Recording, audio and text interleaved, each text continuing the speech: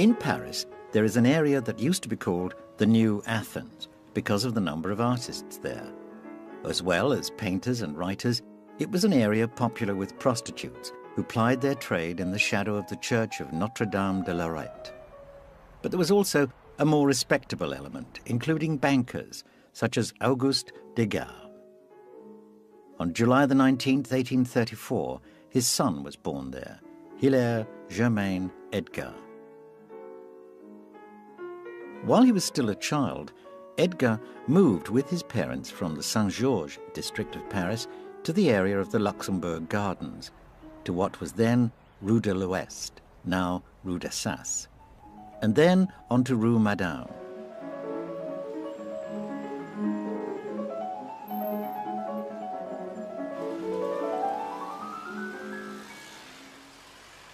His mother died shortly afterwards in 1847. It's hard for us to know the effect this had on the young Edgar. He seldom mentioned her in later life, whilst he frequently liked to talk about his father, his dear papa. At school, Degas was an average student, but he was often described as uncommunicative and in the clouds. He received decent grades in drawing, but other pupils did just as well, if not better. Nothing would have made one think here was a painter of genius in the making. However, after completing his schooling, Degas decided on a career in art, and on the 7th of April 1853, a few days after leaving school, he was given permission to copy at the Louvre. We are still unsure why he chose his path so quickly, but it was a decision that would affect the history of art. It wasn't long before the young Degas began attending classes with the painter Louis Lamotte. In 1855, he was admitted to the prestigious École des Beaux-Arts, coming 33rd in the entrance competition.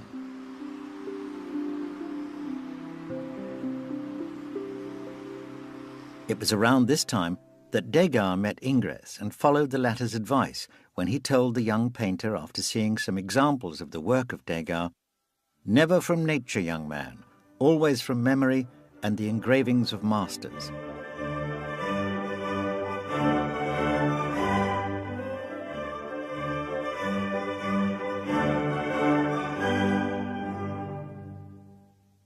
With this and other advice, Degas sought to capture in the work of his predecessors the correctness of expression, the right formula, the technical secrets he wanted to incorporate in his own paintings.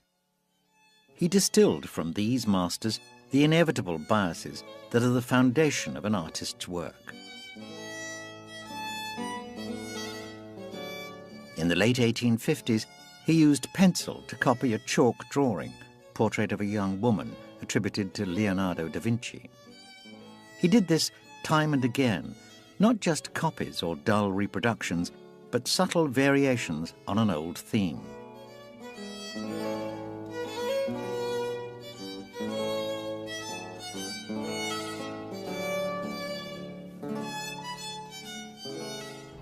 In 1856, Degas decided to spend some time in Italy. In Rome, he put portraiture to one side and opted for more conventional studies. History paintings which were never completed, paintings of local people, and copies of old masters. Through an artist he met around this time, Gustave Moreau, Degas was to be introduced to the work of Delacroix. It was this that added an appreciation of colour and movement to the reverence he already had for the style of Ingres.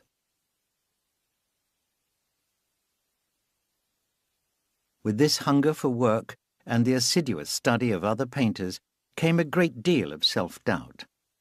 He had a tendency to doubt everything, including himself, to jump into projects only to leave them just as quickly. But, just as he was complaining about portrait painting being boring, he finished one of his most important oil paintings at the time, Family Portrait, later renamed the Bellili Family. Bellili Family is an interesting painting in the context of 19th century art. It's, on one hand, it's a a very traditional conversation piece, a family conversation piece.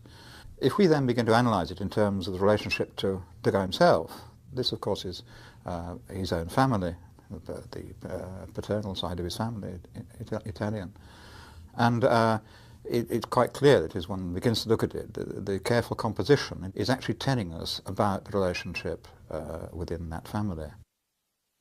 It is here that Degas begins to show a taste for domestic drama, a tendency, as the writer Paul Jameau put it, to lay bare the hidden bitterness between figures, even when they seem to be presented to us as merely portraits. In this painting, one would expect to see happy, smiling faces. What we see is the Baron virtually with his back to us. The Baroness, she stands in the middle of the room. She's very erect, rather aloof, rather proud, and her children, her daughters, are with her. His wife's expression is disdainful and cold. The little girls, I think, are fine, but there's obviously something happening between the two adults which is not quite comfortable. It would therefore give us an indication that that family was not necessarily a happy family, a loving family. It was very respectable, and to outward appearances was very upright and honourable.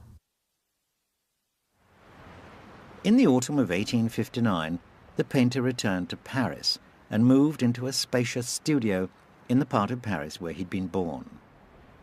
With a return to Paris, he also returned to history painting and tackled his largest historical canvas, The Daughter of Jephtha, in an effort to emulate the sweeping works of his then hero, Delacroix. At last, Degas indulged in the delights of colour, using unconventional juxtapositions of tone and scattered explosions of vibrancy across the whole painting.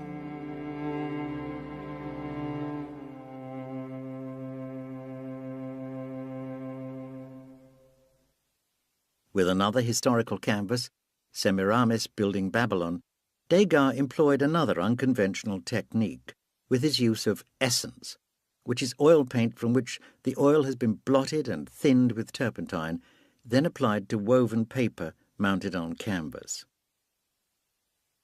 He tends to use this word painting essence. Now, in fact, this was a sort of method he adopted to dry out the liquid oil paint.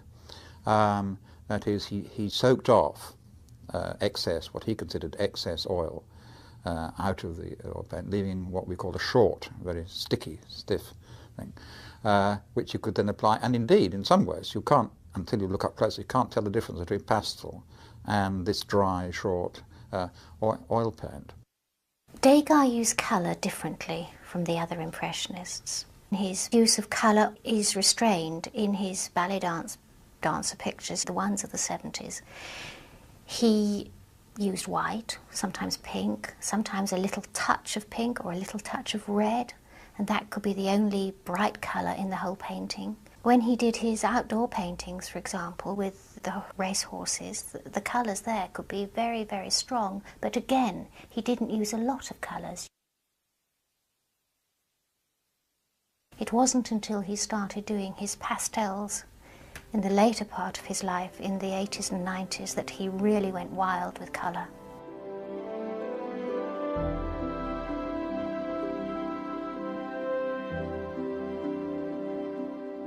Between 1859 and 1865, Degas turned out an enormous volume of work which, nevertheless, left him feeling that he was not progressing. He became completely taken up with his art, which left him seeming aloof and grumpy. His impatience with people was becoming legendary even then. And then, around 1865, things started to change. With his painting Scene of War in the Middle Ages, he was finally allowed to exhibit at the prestigious Salon in Paris, which he continued to do regularly until 1870. Apart from this canvas, he seemed to have forsaken historical paintings and until early in the next decade concentrated solely on portraits.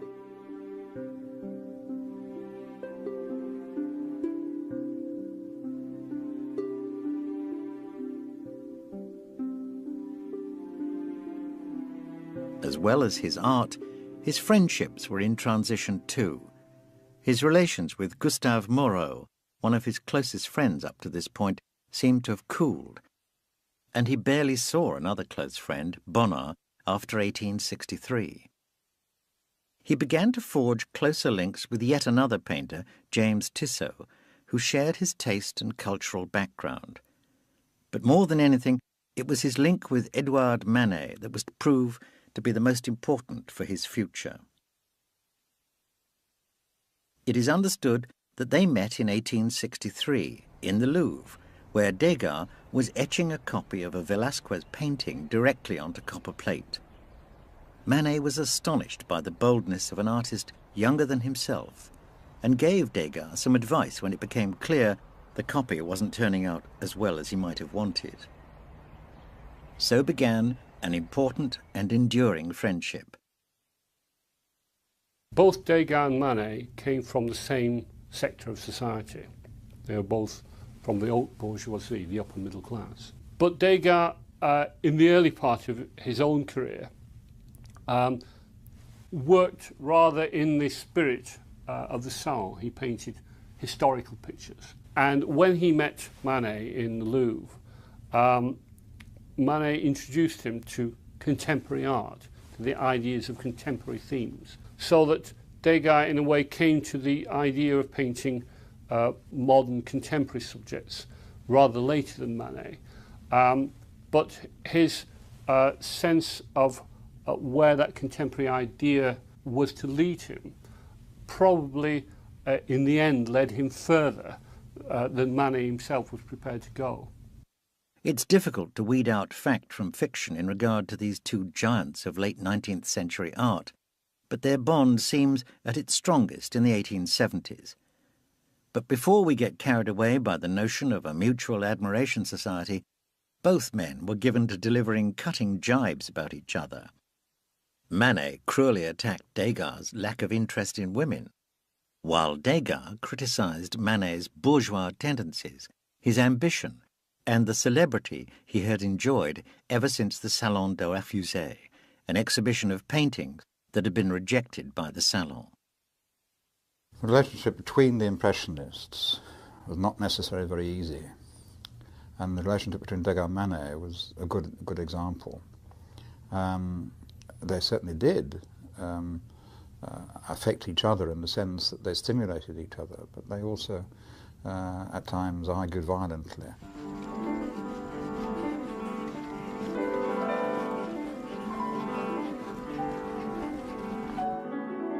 A theme which recurs again and again in Degas' work is his interest in racecourses, which began after his many holidays in Normandy with his friends, the Valpinsons, starting in 1861. Their estate, Menil-Hubert, was near the racetrack at Argenton, and the rustic setting reminded Degas of the English coloured prince he loved so much.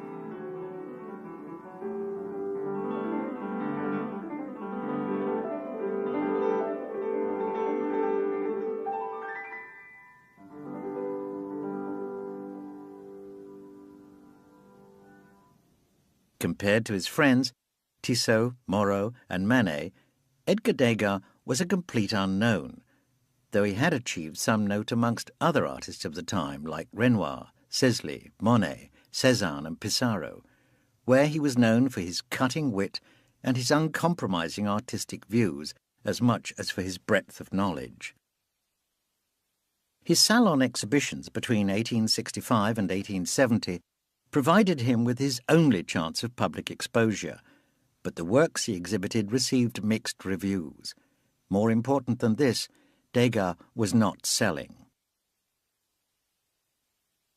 Clearly, the institution of the Salon was not the right venue for his work.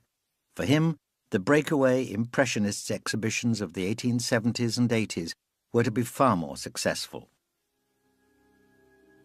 Before this, the decade of the 1860s can be seen as a generally calm one for Degas.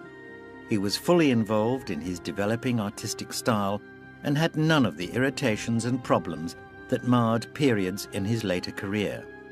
His two sisters were married, while his brother René moved to New Orleans, taking, at Degas' urging, his first cousin as his bride. Degas was still financially secure. His father's affluence saw to that, so he was under no pressure to sell.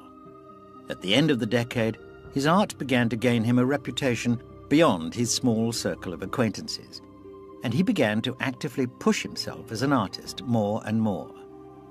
His brother, Achille, was delighted to report that Degas had shown his work in the gallery, one of the best known in Europe, of a royal minister in Brussels, and at the same time, an English dealer, Arthur Stevens, approached Degas with a contract for 12,000 francs a year. Like Manet, Degas was testing out the English market as an outlet for his work. London had a very different approach. In one sense, the Royal Academy was not as strong as the Salon in its dictation of what was good and bad art. And they had already set up a number of independent exhibitions, but also a number of independent dealers. Dealers not only set up in London, but they grew up in Manchester, Bristol, Norwich, Leeds, Sheffield, Newcastle, and they were serving this mercantile, industrial patrons, the great cotton owners on the Manchester side, and on Leeds, the textile magnates, in Birmingham, the great ironmasters. And so London proved to be a very important tapping into a network of patrons through not simply the exhibitions, but also this network of dealers. There was a sort of English market for Impressionist paintings. Rather interestingly, the main English market for Impressionist paintings came from a French dealer called Paul Durand-Ruel, and he had a gallery in England. But Impressionist paintings were not really what the English wanted at the time. What the English really wanted was pre-Raphaelite type paintings. It was more the American market, for example, which became the main market outside of France that the Impressionists sold their paintings within. As with many driven men, not a great deal seems to have filled Degas' life apart from his work. We are not helped in this by his famous circumspection about his private life. What little we do know, references in a notebook to being spurned by a young woman, references in a letter to his aunt about his wedding plans, and the opinions of others, pose more questions than are answered. Degas had a very secretive private life. He never married. He was always a bit of a misogynist. He loved the little girls who he drew, the ballet dancers and the girls who posed for him. But his own view of people was always rather acid. He had a rather witty temperament. A painting such as Interior, also called The Rape, says more than any commentary could say about his shadowy, emotional and sexual life. In a young woman's room stands a man who seems to have no business being there. He has staked out his territory. His hat and coat are scattered throughout the room. She is slumped with her underwear half off one shoulder. In the centre of the room, in the light of a table lamp, are a pair of scissors and some white fabric spilling from a box lined with deep pink. Seldom has the loss of virginity been so graphically symbolised. It's a study of a relationship between a man and a woman, like the Bellelli family, if you like. And maybe it reflects on a situation that the sort of woman Degas was painting could find herself in. He painted prostitutes and lower-class working women. I would hesitate to relate it to his own life. Where the painting actually comes from is a realist story. It's actually from a relatively little-known novel by Émile Zola called Thérèse Raquin. And the story of Thérèse Raquin was, by any stretch of the imagination, one of the grimmest and most cruel stories ever written. So that I think that, in a sense, it was rather more an illustration of someone else's story rather than specifically his own attitude. Degas' own lifestyle, his own way of approaching people, was rather distant and aloof, but perhaps not quite so aggressive that, as one would get in a painting like Rain. In September 1870, Degas and Manet both enlisted in the National Guard, just at the time of the Franco-Prussian War and the famous Paris Commune. War brought tragedy. The painter Frédéric Bazille was killed at 29, as well as Degas' friend, the sculptor Joseph Cuvelier. His death led to Degas becoming estranged from Tissot when he learned that the latter had drawn a picture of this young sculptor while he was dying.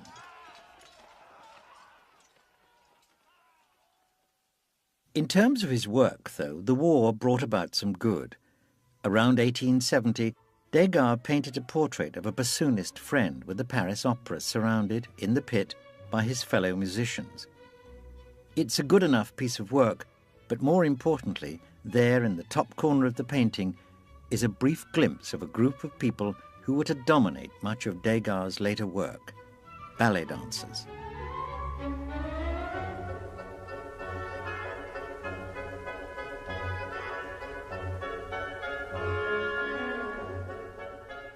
It's difficult to say exactly when Degas began spending so much time in the theatre, in its auditoriums and backstage.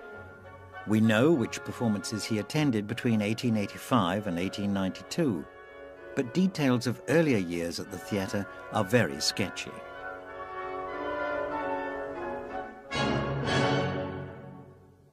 He was fascinated with theatre, which I suppose there's something about his relationship with reality and imagination. And he got permission to go behind the stage to do pictures of ballet dancers. Starting in the early 1870s, Degas turned out an increasing number of ballet pictures, some showing dancers on the stage, but more often in their classes. They were immediately successful, and it was this fact, as much as anything, that prompted Degas to paint so many of them. He wanted to catch them, in fact, not from the usual position of the viewer sitting down inside the theatre. He wanted something more personal in a way, something certainly more personal to him and to them.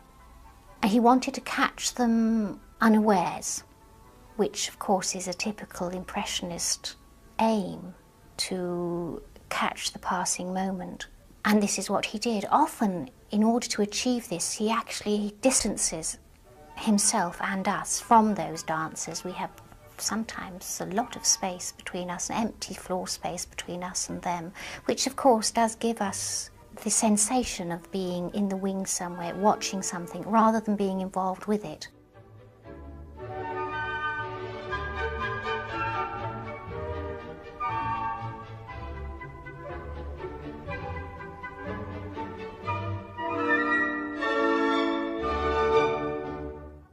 Unlike Monet, Renoir or Pissarro, Degas sold work often but not steadily. However, the introduction of Degas' work into the market and the exhibitions he took part in led to a marked change in the painter's work. A small network of Degas enthusiasts was developing, and a group of collectors was in the making. As a result, the artist paid more attention to career choices. His day was quite predictable. Work during the morning and afternoon, and at night he would go to the Champs-Élysées and from there to a cafe to hear some singing. A change to this routine was to come when his brother René finally persuaded him to visit him in New Orleans. Throughout his stay in New Orleans, Degas was astonished by what he saw. He took in everything: the various shades of the black women who looked after the children, the houses with their imposing columns, and the twin-funneled steamboats of the Mississippi. However, Instead of being inspired to turn these into what could have been a fascinating and unique series of paintings, Degas recoiled and longed for his cosy Parisian world. All I want now is to see my little corner of the world and burrow there diligently.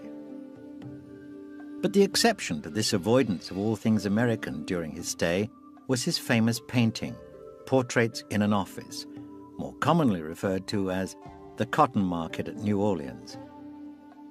In it, we see 14 individuals in the office of Degas' uncle, Michael Nousson, all of them busy with various aspects of the cotton trade, except for the painter's two brothers, who appear to be simply lounging around.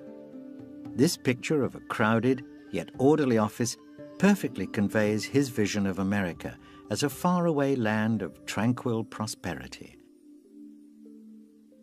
Degas got very fed up with life over there because he felt everything was based upon cotton. They thought cotton, they spoke cotton, they slept cotton. But what he's tried to do there is to use, and a technique he used often later on, was an oblique angle. Instead of a straightforward sort of traditional perspective, vanishing point, single vanishing point, all these sorts of things, he was looking obliquely, above and obliquely, so he could take in a range of the, in this case, the room, the exchange.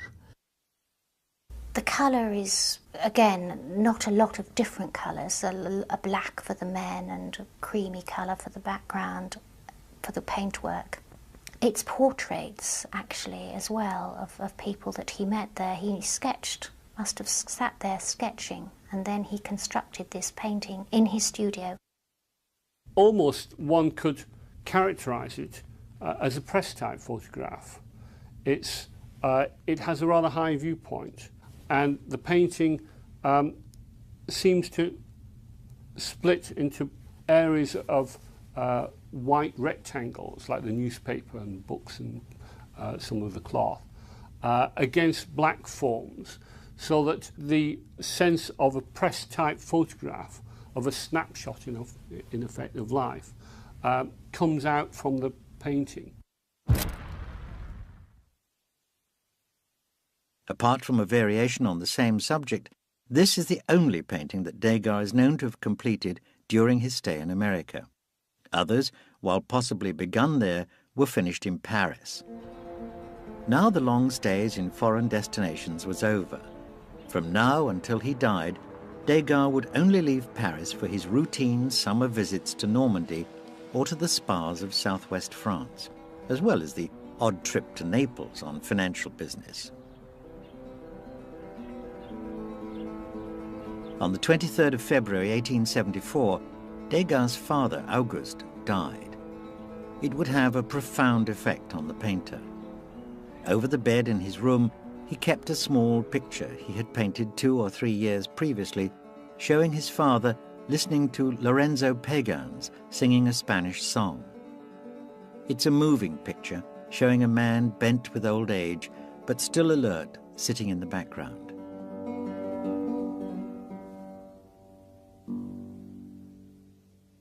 His father left the family firm in a sorry state. The impossibility of dividing the Naples property and the debts his brother René had incurred gave Degas his first financial burdens and forced him to concentrate on selling his work. His art now had to become a business. Whilst the general view of Degas is that he was independent financially, which is certainly true as he started off, the family did go through his father went through some very serious times, and in fact the family had to bail them out. In other words, Degas now had to see his art in relation to an income. To that end, Degas was instrumental in organising the famous series of Impressionist exhibitions of the 1870s. He joined Monet, Pissarro, Sisley, Morisot, Cézanne and others to form the Société Anonyme des Artistes Peinteurs, Sculpteurs, Graveurs. Its objectives were to exhibit without selection committees, to sell the works exhibited and to publish a related art journal, though the latter was never to be published.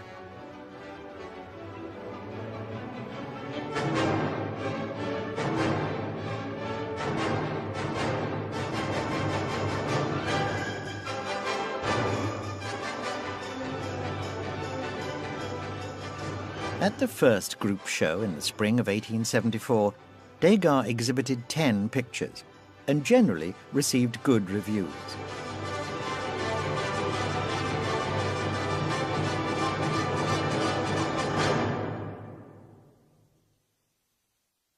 The exhibition as a whole, though, was a failure.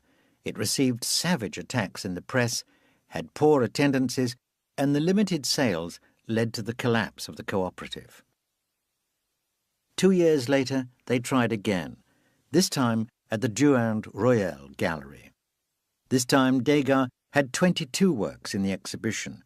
Again, the press was divided, but even his detractors saw Degas as the leader of a movement, as well as an individualist.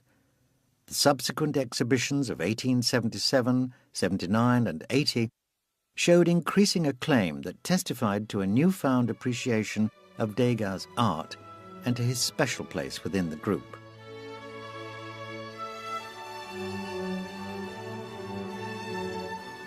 Degas used a wide variety of mediums for his work, oil paint and the usual drawing mediums, but also pastel. Pastel allowed him to work spontaneously because it's dry, and he was able to make changes because it's opaque. This made it ideal for an artist who liked to work quickly, but who also liked to retouch the same picture over and over again.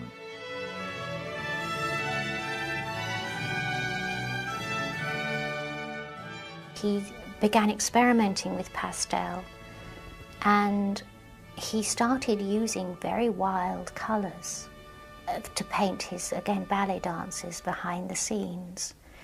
And this may have been because his eyesight had deteriorated, so he wasn't perhaps aware that he was using such bright colours. What Degas did was he would take the pastel and melt it back down again. And very often he would sort of boil it up overnight, turn it into like a porridge, and used that as a form of paint. When it then dried, it reverted to the texture of pastel, but gave him an underpainting from which he could draw more pastel on top of this, so that his use of pastel was very much more experimental than had become hitherto. This powder of a butterfly's wings made it a perfect medium for portraying the elusiveness of subjects like cafe performers or ballet dancers. If there is a point where Degas becomes the painter of dancers, it is now.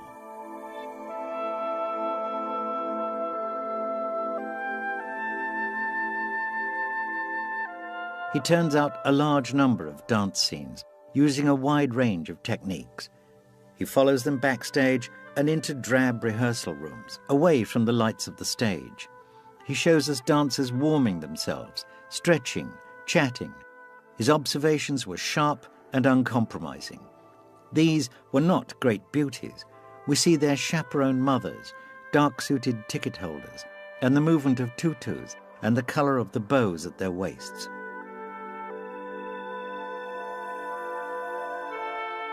I think that Degas saw in the girls some sort of kindred spirit to the way how he himself worked, that his work required years of dedicated practice before he could gain any kind of proficiency in it. And that was the same within the dancers.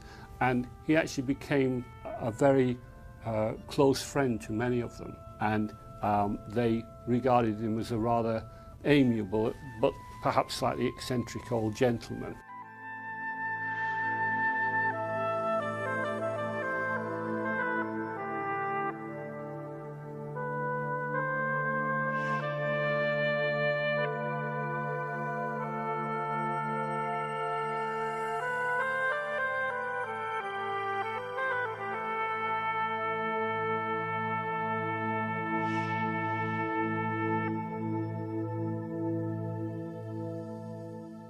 In the course of the 1880s, Degas' life went through many changes.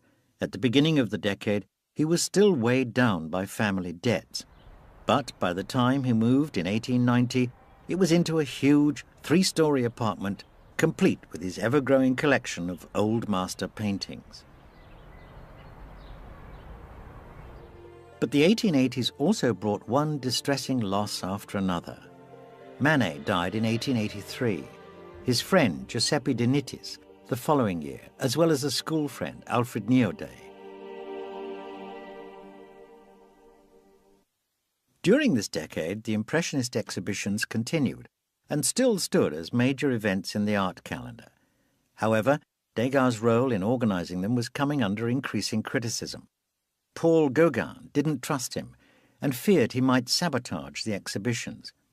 His chief criticism, and one shared to some extent by Pissarro and others, came from Degas' insistence on including some of his friends in the exhibitions. As a result, in 1882, Degas paid his dues but exhibited nothing of his own. And at the last Impressionist exhibition in 1886, he hung only 10 of the 15 canvases he listed in the catalogue. All 10, however, won great critical acclaim.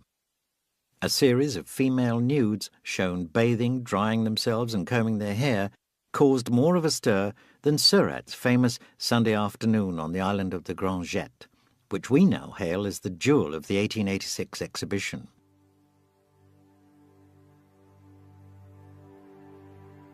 Relations between Degas and his one-time co-exhibitors became more and more difficult.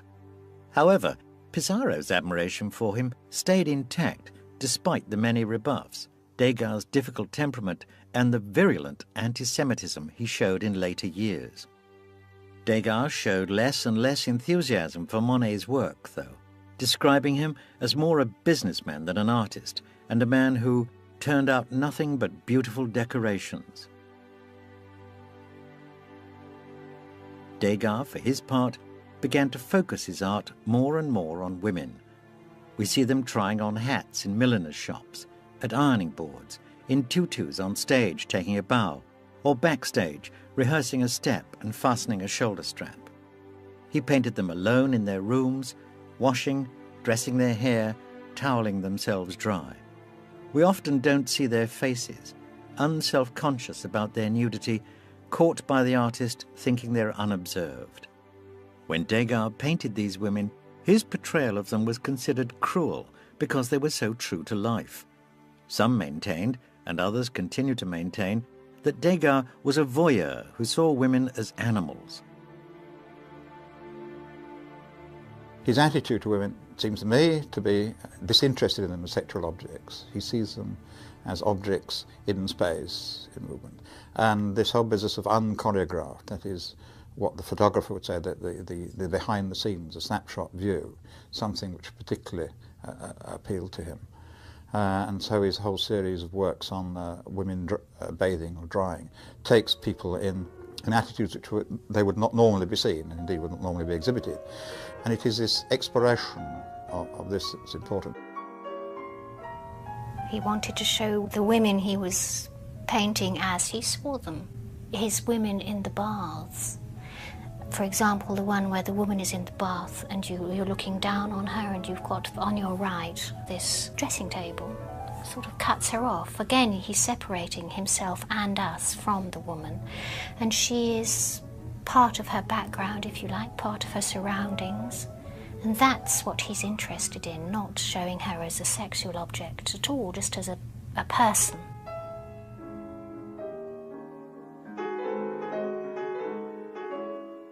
In the last decade of the century, the artist was slowly turning in on himself, opting for seclusion.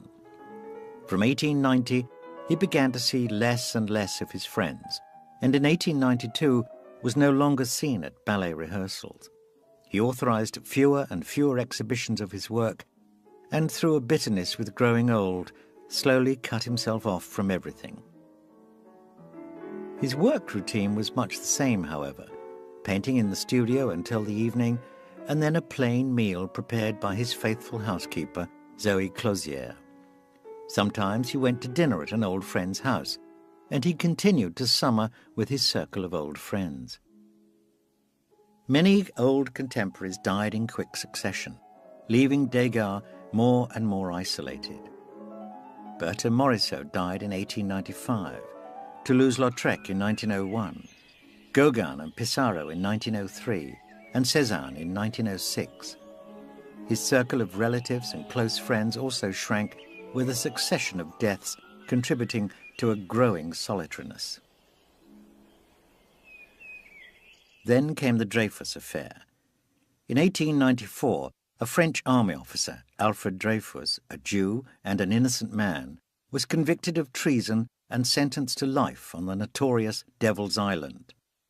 The case became a major political issue for over a decade, dividing France into anti-Semites and royalists on one hand and anti-clerical Dreyfus supporters on the other. From the start, Degas was on the side of the royalists and did not refrain from making anti-Semitic remarks. Degas, we need to understand, was very right-wing and he was very anti-Semitic. And the fact that Dreyfus, there was any indication that he was betraying his country, but he was also Jewish. But then it was found that entirely false. The accusations were false, or at least they were dropped, which left Degas rather high and dry. The sad fact that he was indeed an anti-Semite remains one of the most disconcerting and troubling aspects of this great man. I think it did not reflect very well on him personally. But that was the nature of the man. This was the person he was, in a sense.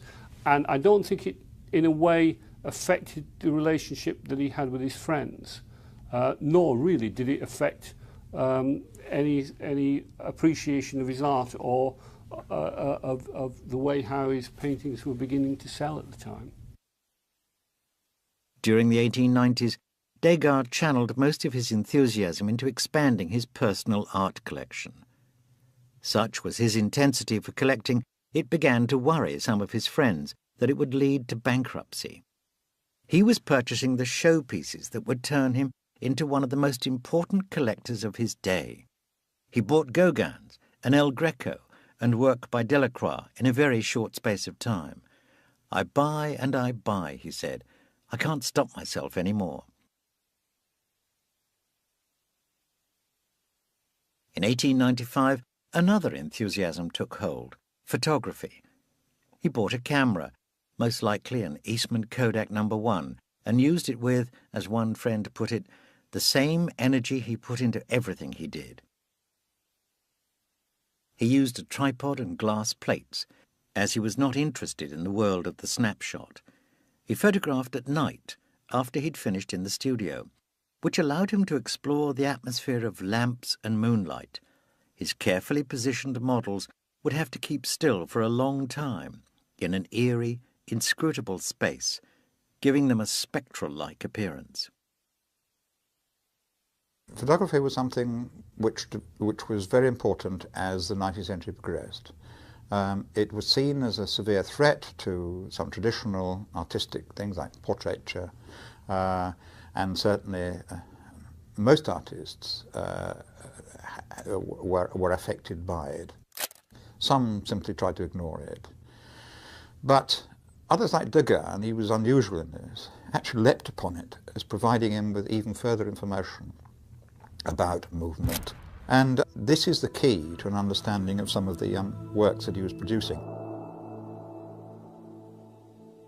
What he liked about photography was the fact that it would really catch the passing minute. And so it inspired him, I believe. And of course, since he retreated to his studio to actually paint his pictures, he could always refer to photographs very easily, as well as to his own sketches that he'd done on the spot.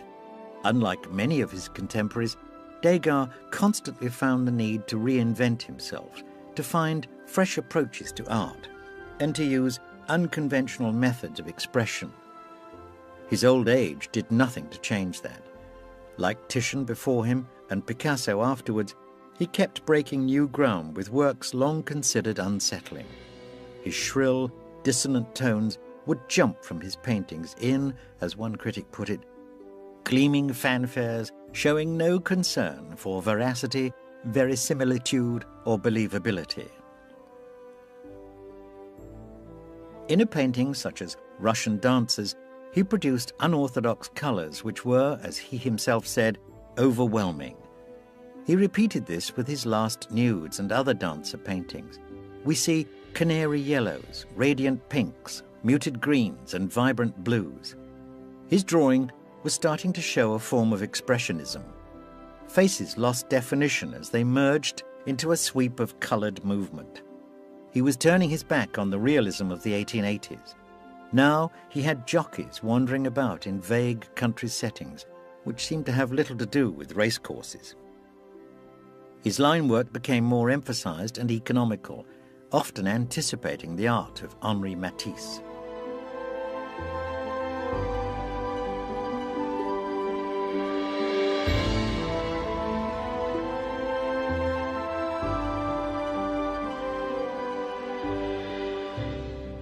Between 1912 and 1917, Degas was in decline. A friend wrote that he was nothing more than a wreck. He was slowly dying, losing his sight until he was, to all intents and purposes, blind.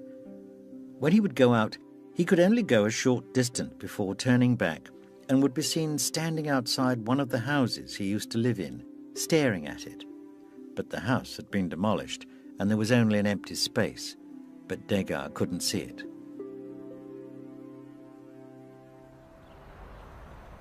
Edgar Degas died on September the 27th, 1917, and was laid to rest in the family vault in Montmartre Cemetery. His death was followed soon after by the sales of his work that began his immortality. One image, more than others, stays in the mind. In the spring of 1911, he went to the Ingress exhibition with his friend, Daniel Halevi. Nearly blind, he said to him, "I can find something in those pictures I know. Those I do not know mean nothing to me." He kept standing there in front of the paintings, Halevi tells us, touching them, running his hands over them. An artist to the end.